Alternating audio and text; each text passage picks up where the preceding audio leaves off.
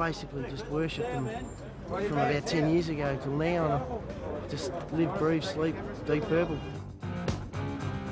They're still just as vital and haven't softened out or gone, you know, gone soft or anything like that. Mr. Ian Paice. At a trendy Melbourne cafe, a unique opportunity for true blue Deep Purple fans. An up-close and personal audience with two of their heroes. Ian Paice, drummer with the hard-living Hard Rockers since they started. If I hit the cymbals, they're glancing blows, and I'm not trying to karate chop the bastard into submission, you know.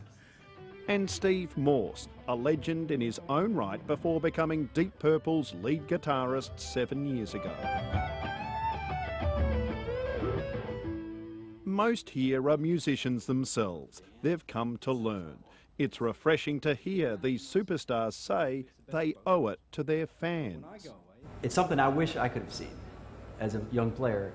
I was in a little small town in Georgia trying to figure out what rock and roll was all about, listening to records, and that was my only exposure.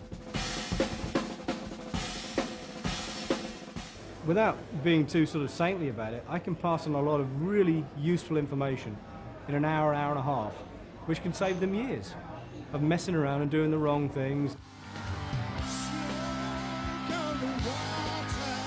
With their classic signature song, Smoke on the Water, Deep Purple has just completed an Australian tour.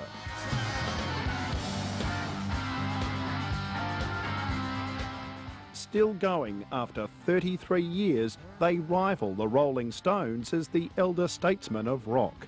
Ian Paice was a founding member of the band in 1968. What you must always do is try and remember the kid that hit the drum for the first time and made himself smile.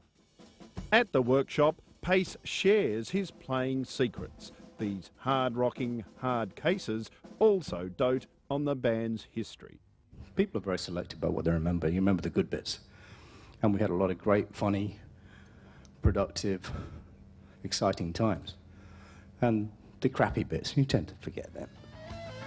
Paice speaks of the detailed planning behind Deep Purple's trademark long, impromptu solos on stage.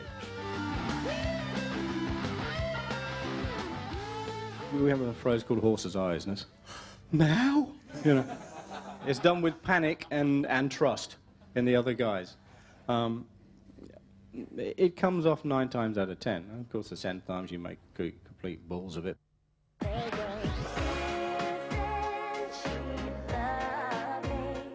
And Paice laments the booming popularity of highly electronic bubblegum rock. Well, rock and roll when it started in the 50s was very dangerous in its time. It broke all the rules, and it did things you shouldn't do, and it allowed kids who weren't really very, very good to start playing and be successful.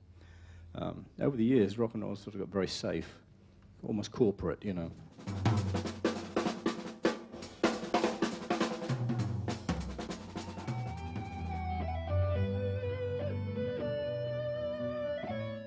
The fans leave claiming to have had a spiritual experience. Are you now inspired? Yeah, really like him now, definitely. You're going to go home and practice? Yep. It's just the most inspiring thing for me. I just made a CD and somebody listened to it and said, oh, you've remade Highway Star 3 times, so I probably listened to them too much. Nice to see you. Very good, just a great big thank you. 1, 2, 3. Thanks. The stars insist they get a lot out of it too. These sessions inspire them to keep on playing. I've made it a ritual every time I eat breakfast to remind myself that that food came from the people that went to my shows or to the Deep Purple shows. It's something I still think of every single day. Everybody in this band wants to play till their dying breath.